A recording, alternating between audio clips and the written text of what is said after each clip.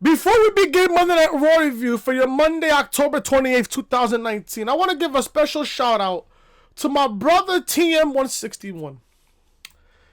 TM, I think you know where I'm going with this. Salrex, I hope you're watching, bro, because you sent this to me yesterday. Just funny.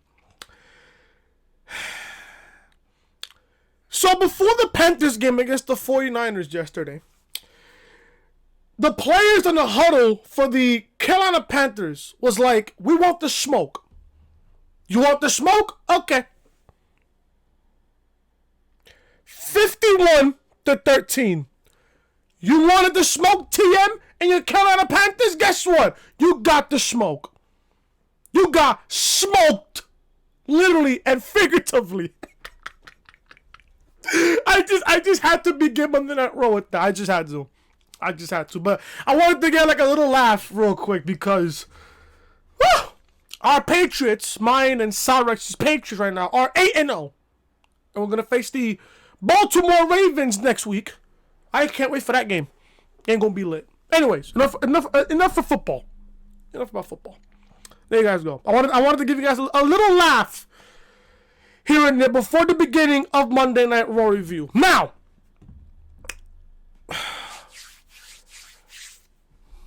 give me a second. I need to sip on this beverage real quick.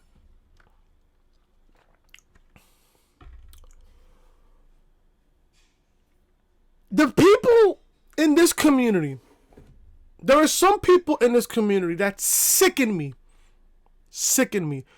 People know. I know. You know. Everybody else knows that this company is a fucking joke. This company is garbage. Especially with the way how they book shit on live television. Did you see the ending to Monday Night Raw? Who cares about a fucking divorce court? Who gives a shit? Yeah, people are going to say on social media, oh, Raw was a good show. Outside of two parts. Outside of Becky Lynch versus Kairi Sane and Ricochet sell to the RKO by Randy Orton. Other than that, what was so good about the show? The crowd was mostly dead throughout this entire fucking show. The only part that woke up this crowd was when Randy Orton gave Ricochet an RKO. Mind you, Randy Orton is from St. Louis. Why isn't he featured on this show? Why isn't it Randy Orton featured on this show? I wrote something down during Monday Night Raw. And I hope you take this, people, with some truth. I really, really do. Because I'm at the point now where no fucks given whatsoever. This company is a fucking joke. It's just that simple. Great way to start off the review. Guess what? Now I'm about to hit all of you WWE cocksuckers and all you apologists out there who's watching this review with some truth. So if you don't like what I'm about to say on here, guess what? I don't give a fuck whatsoever. Here's the part where I'm about to hit you guys with some truth. You can call this a pipe bomb. You can call this whatever the fuck you want.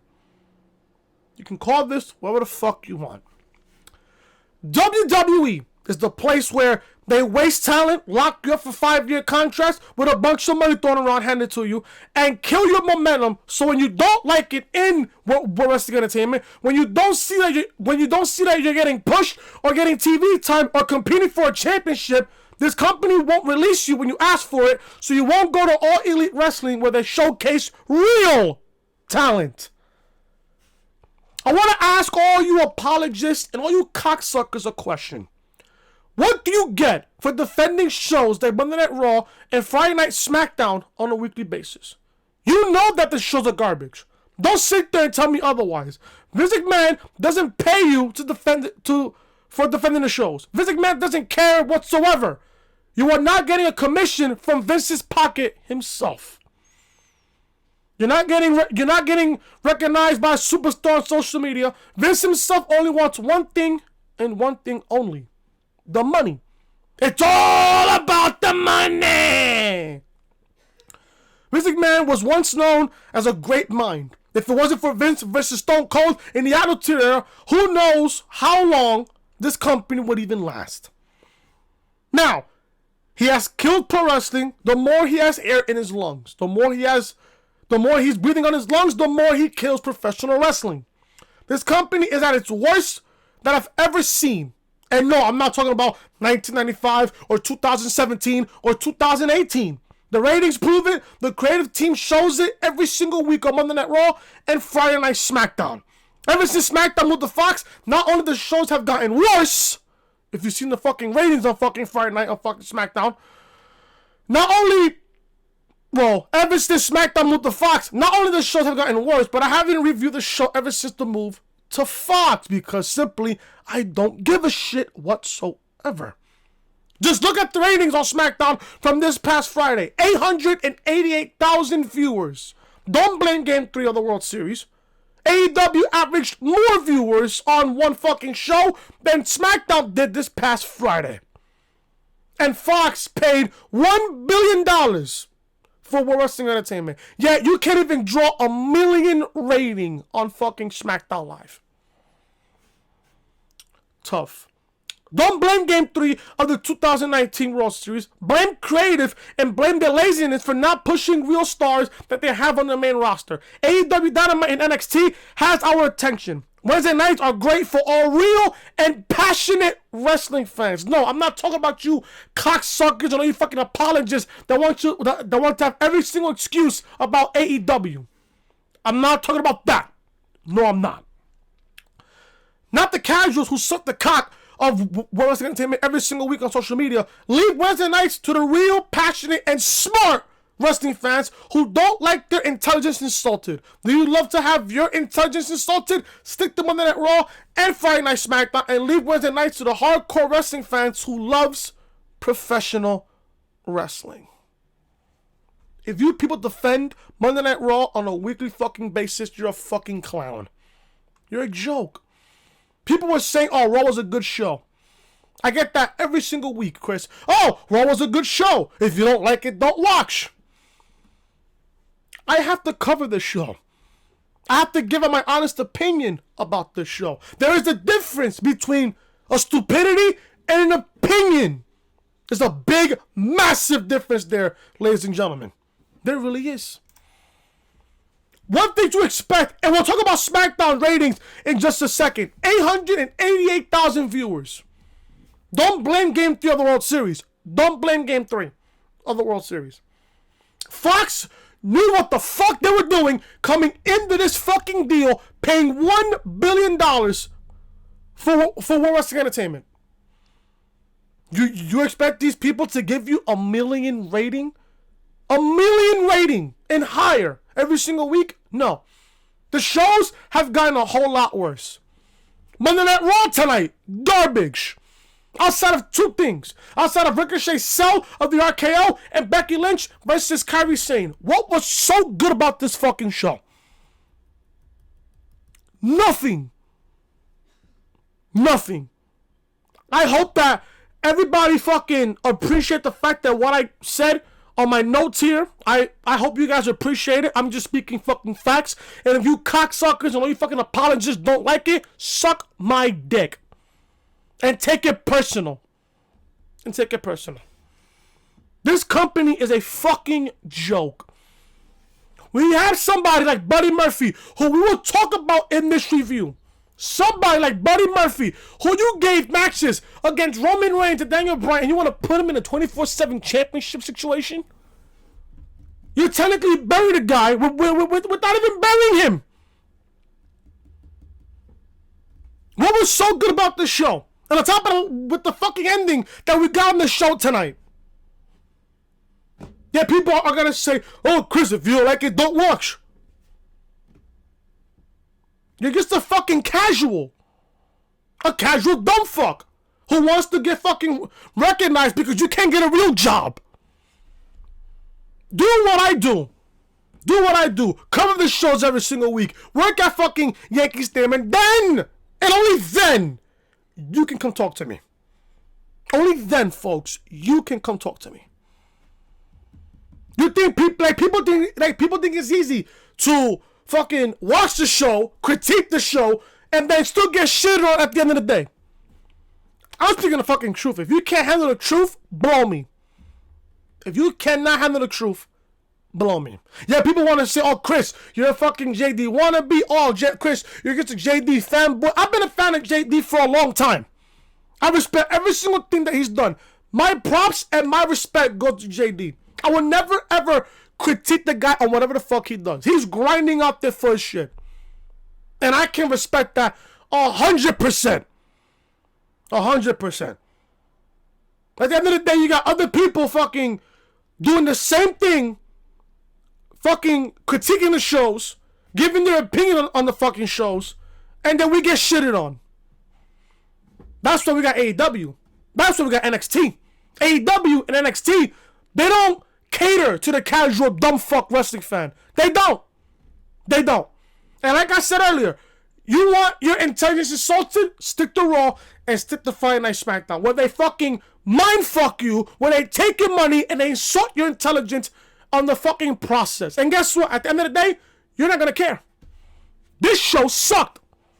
This show sucked. What we seen was the worst ending of Monday Night Raw the entire year.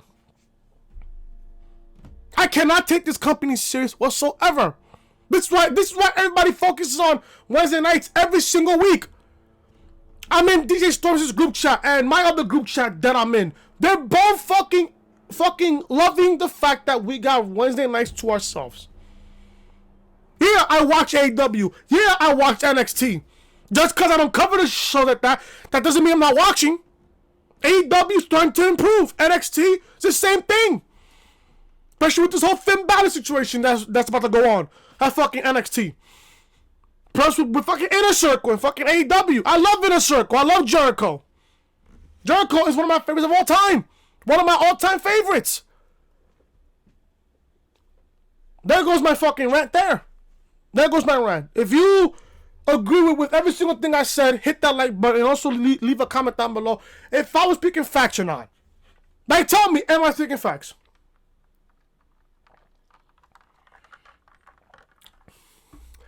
We're going to go over everything here on this show. We're going to go over everything on this show. Tomorrow,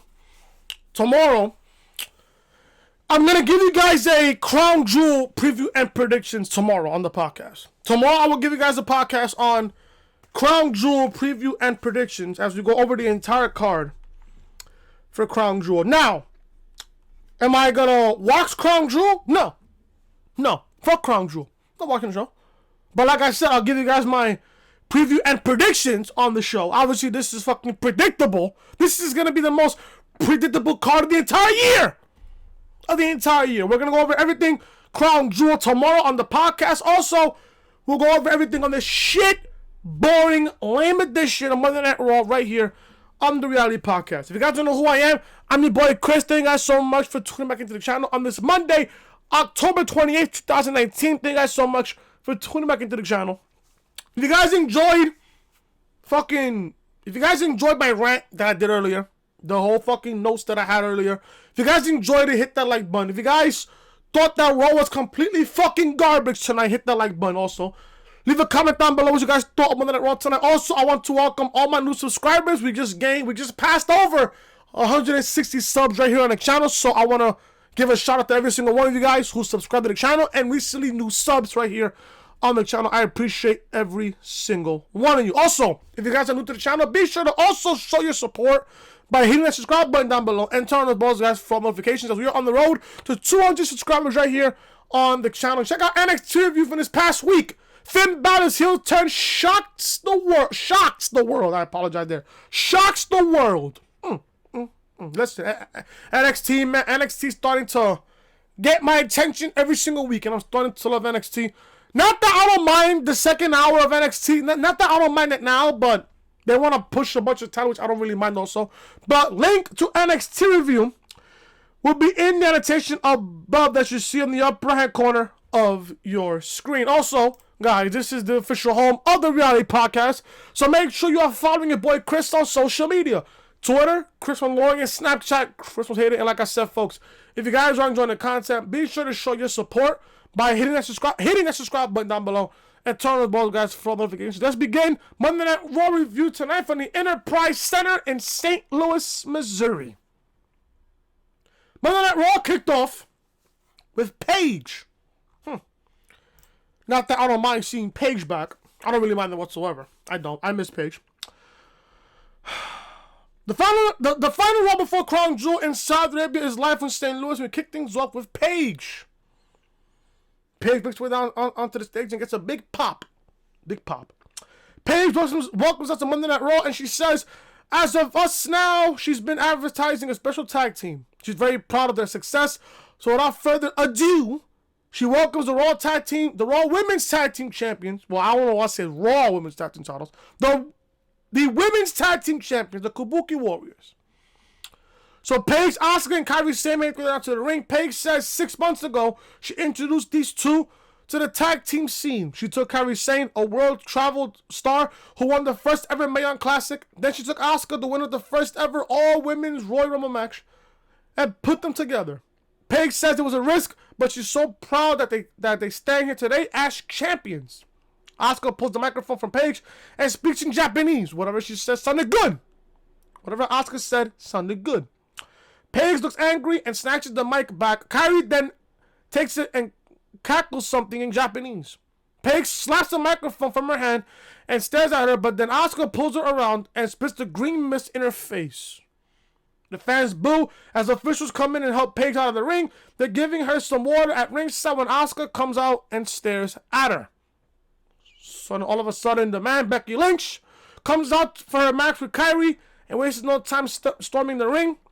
Lynch runs down and brawls in the ring with Sane, ultimately clearing her out as the fans chant her name. Becky, Becky, Becky, whatever. Kairi and Asuka regroup at ringside, but then Becky runs out and attacks them both. They brawl as we head to commercial break.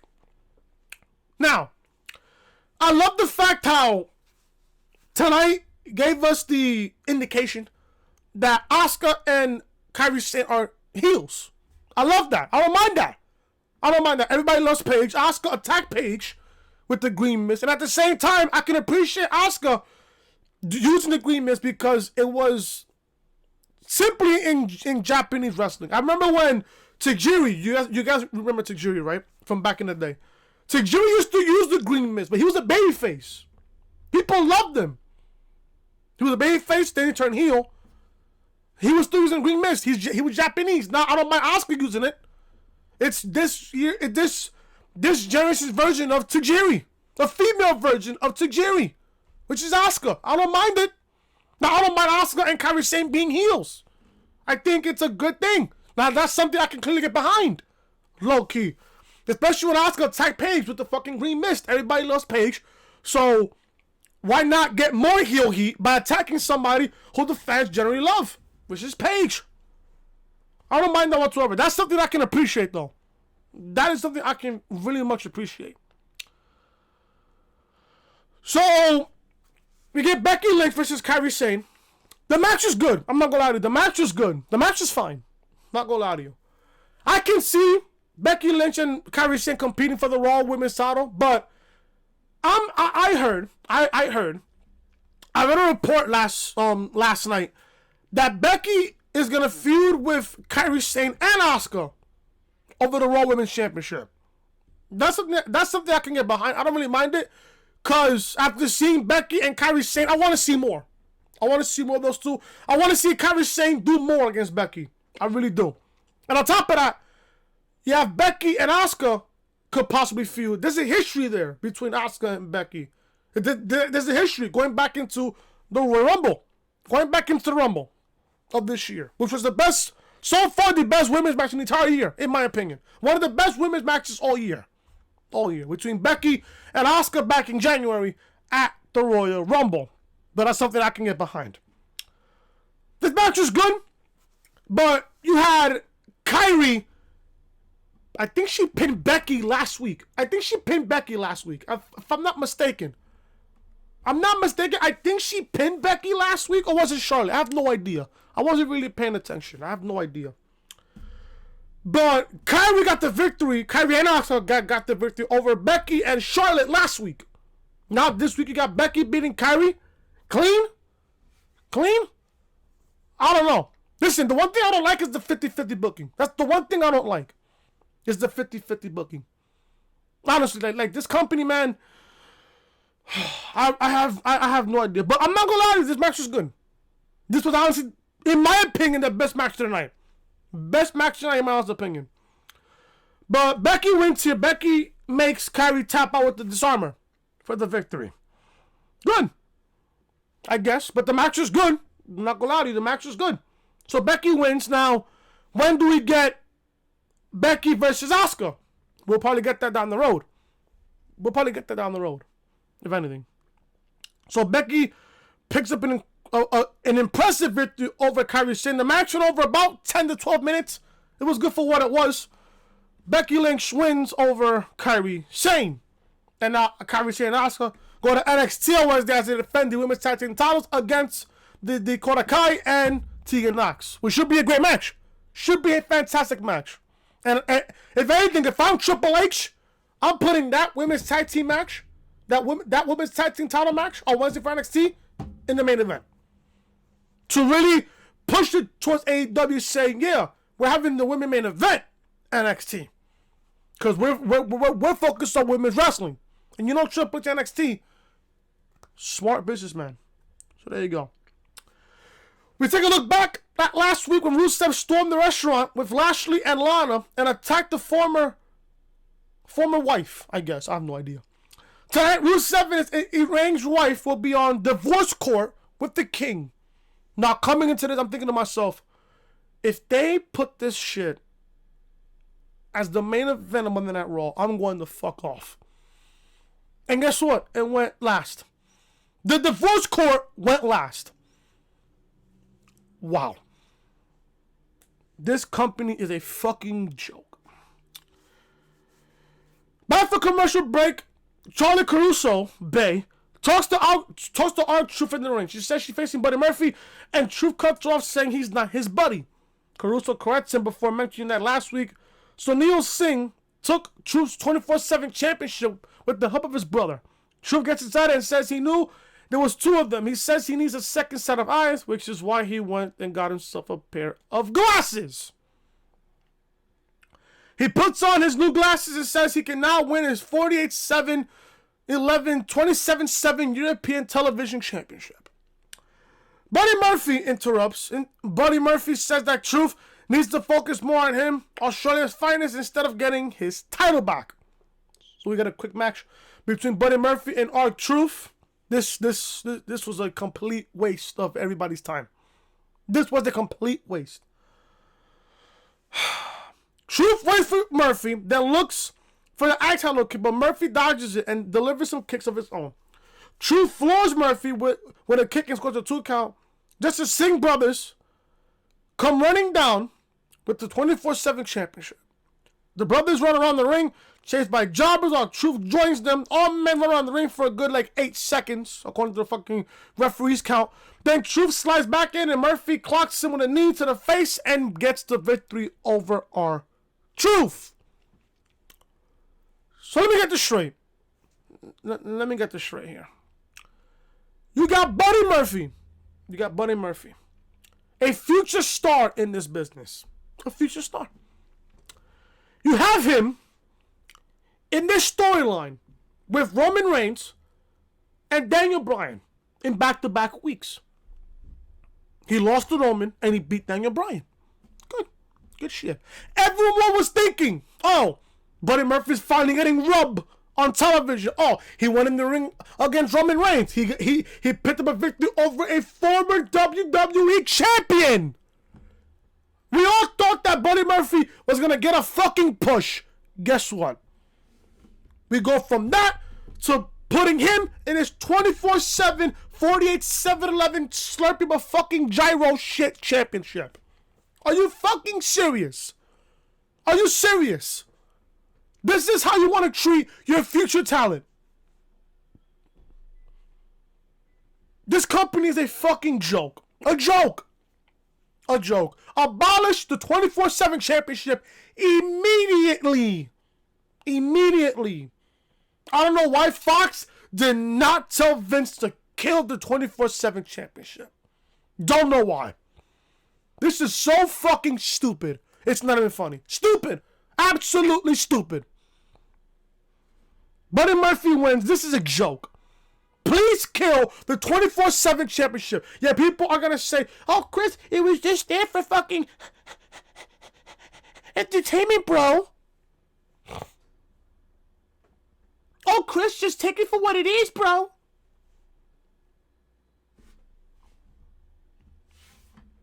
Moving on with the show. This show sucked. The Office of Pain got a sit-down promo in which they say speaking a different language gives them an upper hand.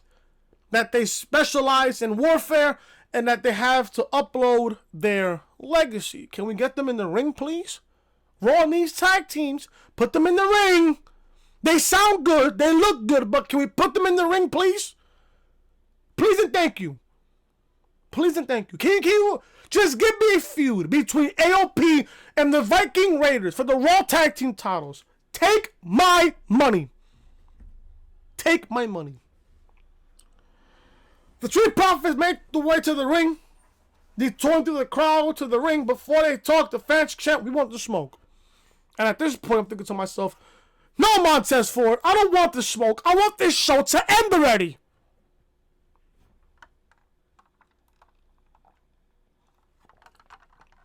See what I did there? Montez Ford says that not only they did that they made their Raw debut last week, but they showed up and showed out. Dawkins says you always remember your first. Ford says they made the OC feel like the Blues, even though it wasn't in St. Louis. Get it? The St. Louis Blues? No, whatever. Dawkins give a shout out to Kevin Owens. They joke about Dawkins kissing ladies from before, gets them back on track. Dawkins says all teams that feel like the OC done messed up. And Ford says they want the smoke. The fans chant along and the music plays as they head back into the crowd singing and dancing and then just doing this.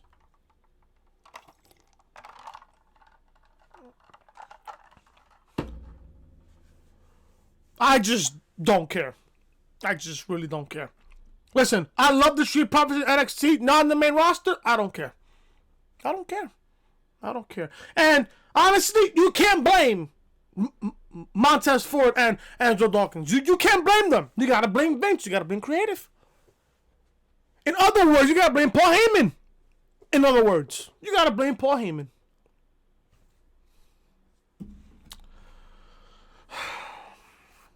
Moving on to the show. I just don't care. I just don't care. Ric Flair and Hulk Hogan are shown walking to the ring. They'll be face-to-face one last time before the break. The immortal Hulk Hogan is entering the ring as we return, and Ric Flair's already there. Hogan then, a main man from his team, Ricochet, his opponent from Team Flair, is out next. We get a rematch between Ricochet and Drew McIntyre from last week. Not only from last week, from the King of the Ring tournament. The match was so good last week, they want to give it to us again. With no meaning, with nothing behind it. Can I ask, and I know this for a fact, I'm going to say this tomorrow on the Crown Jewel preview and predictions video tomorrow. What are they fighting for? What is Team Hogan and Team Flair fighting for? Are they fighting for brand supremacy? Are they fighting for fucking Titus's worldwide chocolate chip cookies? What the fuck are they fighting for? Are they fighting for pussy? Because you know Rusev and Bobby Lashley are going to be in that match. Are they fighting for who has the best cock? Are they fighting for who gives the best sex to Lana? Who the fuck are they fighting for? What are they fighting for? Hello?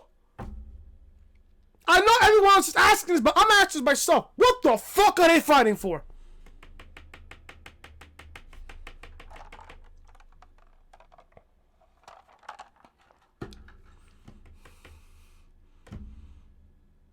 Like, who writes this shit?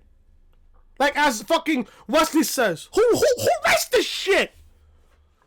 You give me Literally 5-on-5 with nothing behind it. Like no stipulation, no nothing.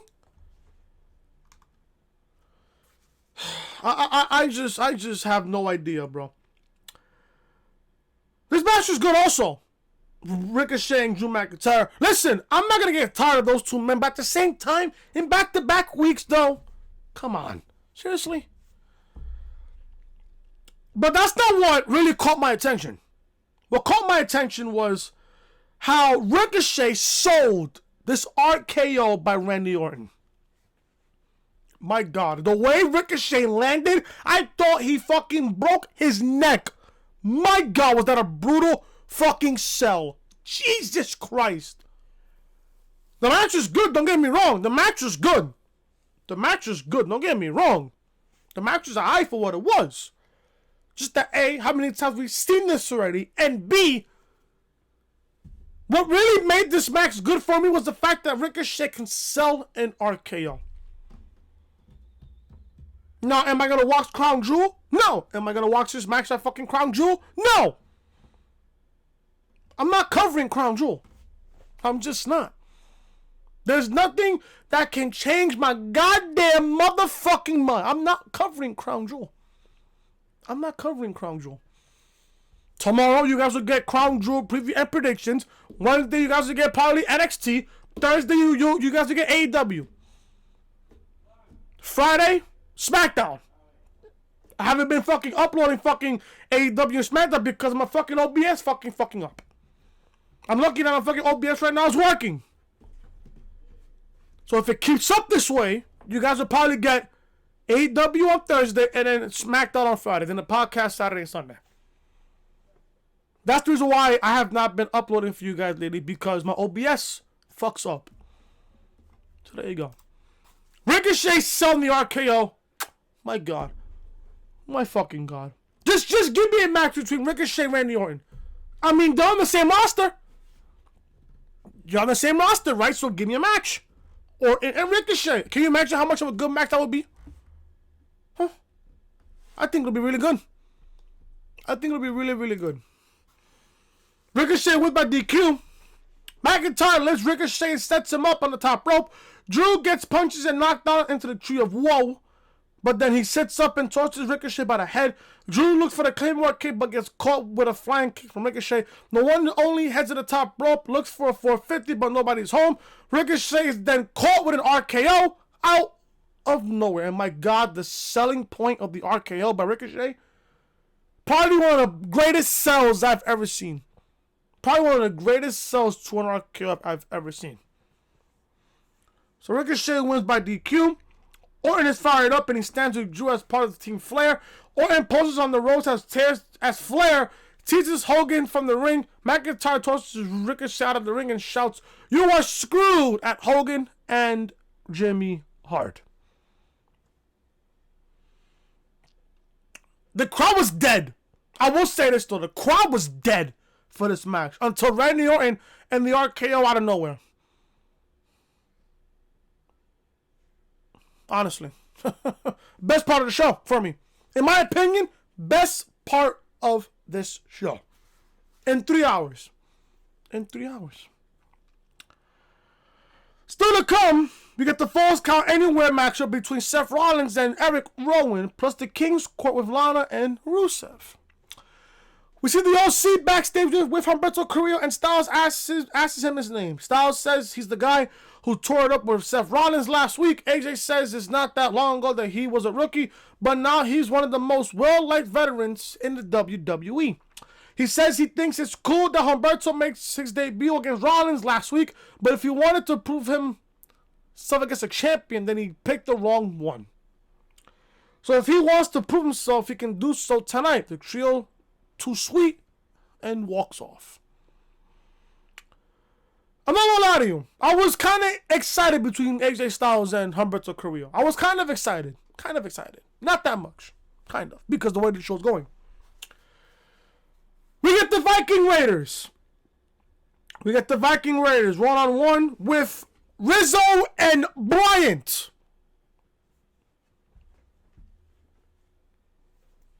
Give me a second.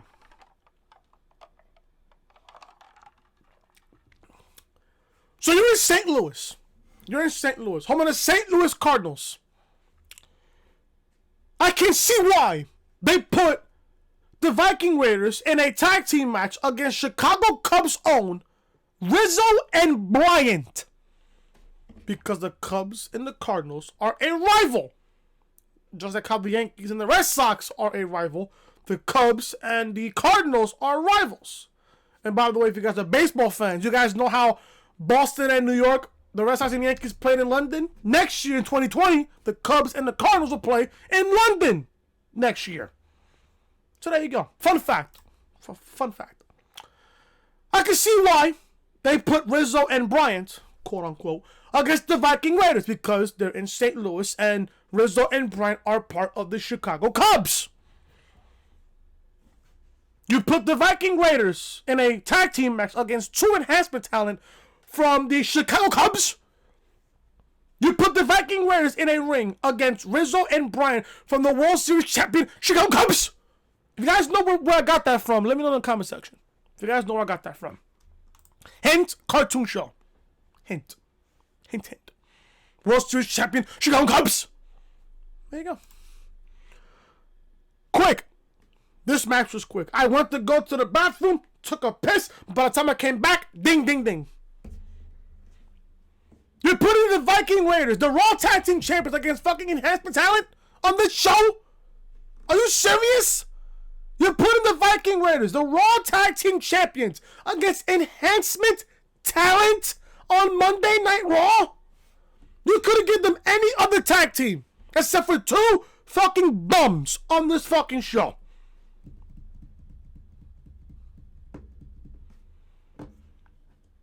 It's like this show at this point is a fucking autopilot at this point. It's like this show's a fucking autopilot. Are you fucking serious?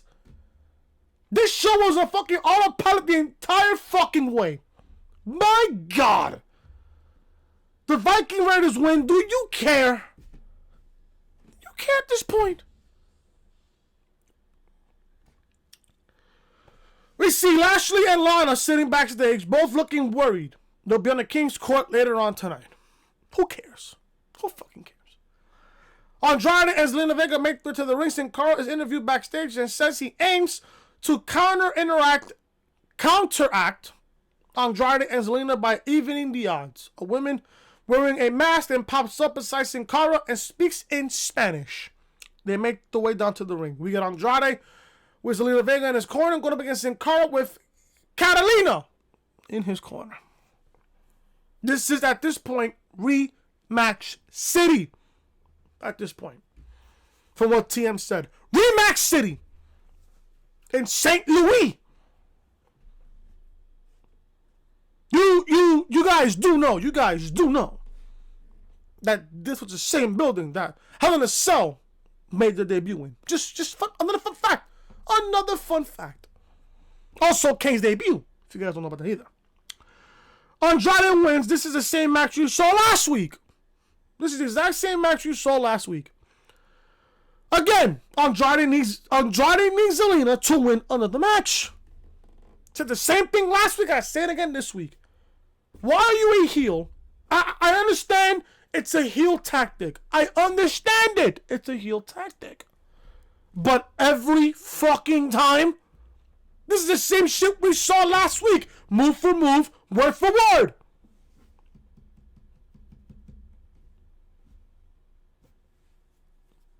Who cares about Sin Cara? Honestly, I can just sit here and ask you this question. Who the fuck cares about Sin Cara? Who cares? Right now, this is on the verge right now of channel changing garbage. Change the fucking remote. Change the remote. Reach for the remote control at this point. Andrade wins with a fucking leverage cover over Sin Cara. Do you care? Do you care? We get Charlotte Flair and Natalya versus the Iconics. The Bumconics. The Worthless Conics. Oh my God. The Iconics are on Monday Night Raw. Shoot me and call me Sally. My God. This show got worse. This show got worse. The second I heard the Iconics theme song in the PA system, this show got absolutely worse.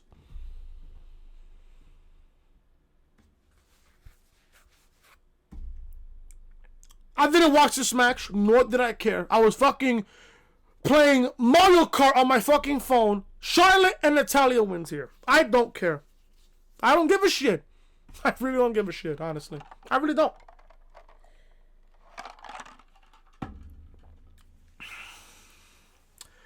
Since when Charlotte and Natalya are friends? Huh? Another question I gotta ask. Since when Natalya and Charlotte Flair are best of friends? Last week we saw, I think it was last week or 2 weeks ago. I don't really know. I don't really care. I think it was last week. We have Natalya and Lacey Evans. Fuck, I think it was 2 weeks ago. If I'm not, I think so. 2 weeks ago, if I'm not mistaken. I think it was last week or 2 weeks ago. Wasn't it Natalya and Lacey Evans a fucking tag team? Now we got Natalya and Charlotte. Isn't Charlotte a heel? I don't know. I don't know what is Charlotte at this point. Is Charlotte a babyface or a heel? I don't know. I really don't know. Jesus Christ, this show is fucking me over tonight. My God. My God. We get Seth Rollins, the clown. And when it comes to Seth Rollins, folks, you have to reach for the remote control because Seth Rollins is fucking garbage. Garbage. Seth Rollins is interviewed by Charlie Caruso, who's backstage. He's fired up and says that he has no time to waste because up next he faces Eric Rowan in a Falls Count Anywhere match. He mentions the Fiend and says he'll be taking it to another level on Thursday because that's what he did when he burned down the Firefly Funhouse. The Firefly Funhouse is back and he knew it would be. That's okay though because he's gonna do tonight, and on Thursday that's what he always does: burn it down. Starbucks, if you're watching, are you gonna make JD's fucking t-shirt? If you listen, I'm gonna say this now. If JD makes a fucking burn it down, Seth Rollins is a fucking clown t-shirt or a Seth Rollins clown t-shirt, I'm instantly confident and I'm gonna wear it for the podcast or the review. Just saying. We had a Falls Count Anywhere match between Seth Rollins and Eric Rowan. The only thing I appreciate on this fucking match was when Eric Rowan was coming down. Vic Joseph just said, oh, but Eric Rowan is a former member of the Wyatt family. That's the only thing that I can appreciate. Attention to detail. Very good. Very good. Didn't watch this match, nor did I care. Rowan climbs down to below the stage. And Seth dives onto him. Rollins then grabs a chair and batters Rowan across the back with it and over and over and over again until they're backstage. Rowan counters Seth and slams it into some production cases. He attempts to kill Seth by throwing one at his head, but Rollins dodges it and uses a ladder to beat Rowan. Rollins hits a stomp onto the ladder, but instead of going for the pin, he slides Rowan under a forklift and forces the guy nearby to lower the pallet onto Rowan. Rollins then stands on top of the pallet and gets the 3 count. No, Rollins, you did not beat Eric Rowan. The fucking forklift beat Eric Rowan. No, Rollins, you did not pin Eric Rowan. The forklift, the pallet, beat Eric Rowan. This is already predictable as it already is. You guys think for 1 second that Wyatt, who's a SmackDown superstar, that's going to beat Rollins in his Falls Count Anywhere Max Can't Be Stopped for Any Reason match for the Universal Championship on Thursday at Crown Jewel? No. No. No. And this goes back to Hell in a Cell. This goes back to Hell in a Cell. If you gave Wyatt this opportunity to be not only inside Hell in a Cell, but to have him beat Rollins for the Universal Championship, why didn't you do it?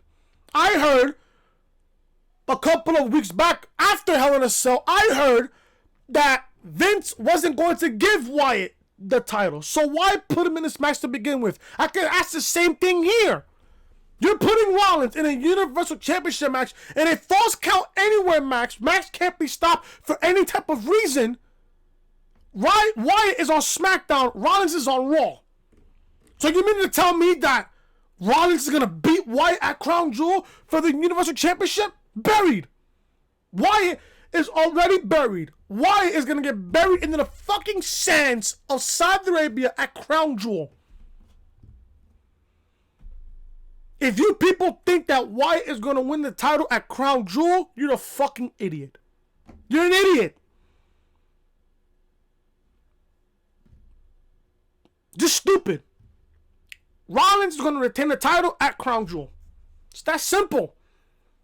That's simple. You guys want one of my predictions for tomorrow? There you go. Rollins will retain the title at Crown Jewel, and Bray Wyatt will be buried in the fucking sands of Jeddah, Saudi Arabia at Crown Jewel.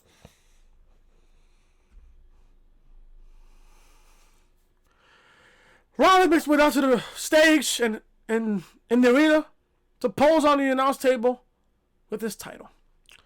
We see Lana and Lashley sitting backstage again. He offers to accompany her to the ring, but she says no. They kiss as we head to break. I bet all the versions got hard on doing that situation. We get AJ Styles versus Humberto Carrillo. This match was okay for what it was. It wasn't that bad. But Styles wins, though. Styles wins with the calf crusher, and Humberto taps out immediately. So AJ wins. What does that do? Nothing. We're getting a fucking battle royal on the Crown Jewel, and the kickoff show. The winner faces AJ later on tonight. Later on that card. On that show. Who the fuck cares? And then after the match, Styles gets back in the ring, extends a hand to Humberto. The youngest goes to shake, but Styles pulls his hand anyway like a fucking heel that he is. Humberto shoves Styles, who hits him. Then hits the Styles class. Gals and Anderson come in to look to hit the magic kill, but the Street Profits come running down to make the save. They clear the ring as the fans chant, "We want the smoke." No, I want the show to end. At this point, I want the show to end. Finally, main event, last part of the show. Thank fucking Christ.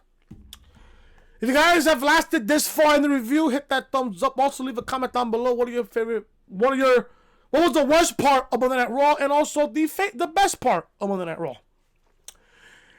We're back live, and Jerry King Lawler is in the ring for the King's Court. Or should I say, Divorce Court. He says tonight might as well be called Divorce Court because we're here to figure out if that's what should happen between the two talented superstars. Yeah, Rusev may be talented. Lana's probably talented somewhere else in a certain sexual department. If you guys know what I mean. He then introduces Rusev, followed by Lana. The King thanks them for coming. He says that Rusev is still wearing his wedding band, looking to reconciliate, to reconcile. Lana says she had no desire to air their dirty laundry in public, but every day she's attacked by the WWE Universe on Twitter, etc., etc. Now you know how Twitter can be fucking toxic. Now you know. So she needs to tell it like it is. Lana says the whole relationship was based around what Rusev wanted, and all he wanted was sex. Rusev says, well, can you blame me? Lana says, we don't understand. Rusev wanted to have sex in the morning, afternoon, night, in bed, in the kitchen, at the arena, at the doctor's office, etc. The fans cheer for Rusev. And at this point, it's just making me fucking sick. Don't get me wrong. Sex is good. Don't get me wrong. But at the same time, this is on my television. This is on my television. I feel like I'm fucking watching Jerry Springer, or I'm fucking watching the Steve Wilkos show. Or I'm watching MAURY.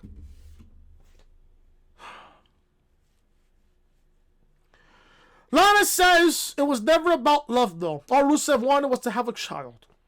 She says it was all about having kids, but Rusev denies it. He says he was never going to force Lana to have kids, but she says she wouldn't have kids because it would ruin her body. She says she makes her money via her looks, but that won't be the case when she's Mama Rusev. The King asks if Lana did all this because Rusev wanted the baby, and she says no. She says Rusev cheated on her. He astounded and asks where she heard that, to which she says Lashley. Rusev says Lashley is talking shit. They fucking bleeped up the word shit. They didn't really bleep it up. They just muted the word shit. which I wanted to fucking hear the word shit. Would have made the show a little bit that much better. Bobby Lashley then comes down to the ring, and Rusev attacks him. They brawl outside the ring, then inside. Lashley hits Rusev with a reverse STO, then looks for the spear, but Rusev kicks him and hits the Samoan drop. Rusev takes out his wedding ring and shoves it into Bobby Lashley's mouth, and the fans cheer. Rusev pounds Lashley, but then Lana comes in with a kendo stick and beats him, but he seemingly doesn't notice. She swings again, but Rusev catches it and asks her why. Then Rusev, like the fucking idiot, turns his back around, focusing on Lana. Lashley then does a low blow on Rusev.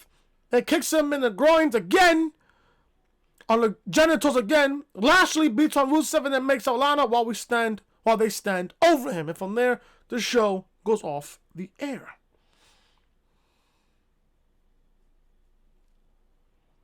This is the ending to Monday Night Raw. For real. This is the ending you want to give me from Monday Night Raw.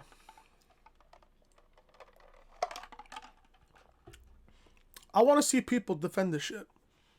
Oh, it's entertainment. No, it's not. No, it's not. This is literally burying Rusev. And also from what I heard today, Rusev is in negotiations with Vince for a new contract. Vince is talking to Rusev, negotiating with Rusev over a new contract. I wonder why.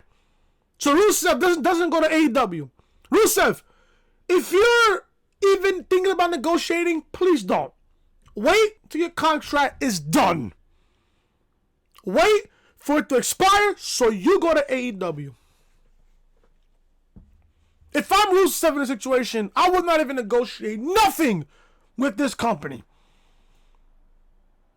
Rusev, if he resigns with this company, he's a fucking idiot.